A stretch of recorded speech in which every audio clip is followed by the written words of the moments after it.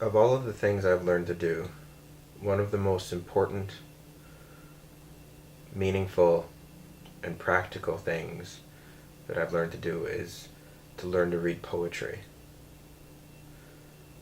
That might seem strange because poetry is usually seen as the least useful and practical thing you can engage with.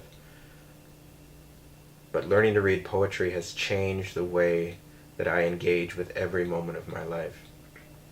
And I'll try to explain what I mean. For a long time, I was the type of person who wanted to read poetry. I wanted to be the type of person who could read poetry. I knew that there were people who seemed to get very profound and meaningful things from poetry. And I wanted to be that type of person. So I set about trying to be. And for years I read poetry, getting things from it, but never anything really deeply profound and meaningful and resonant. Until one day I was in a bookstore reading a poem, and by the time I finished it, I said to myself, oh, that's why people read poems. I had discovered how to read poetry. And I don't mean in an intellectual way or a theoretical way, because that's how I was reading poetry up until that point. I had discovered a place, a very calm, still, quiet place within myself to read the poem from. It was in that place that both I read the poem and I listened to the poem. It's pronounced from there.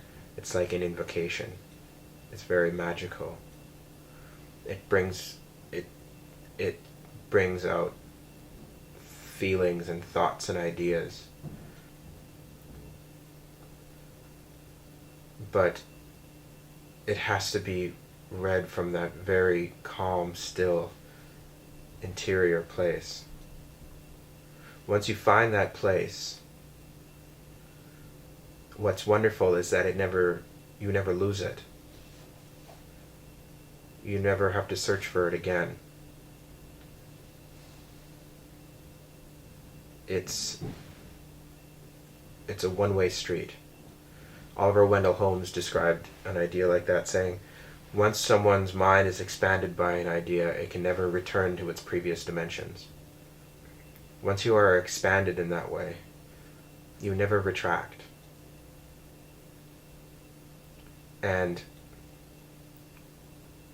the beauty and resonance that you find in that place becomes a part of how you see and relate to everything.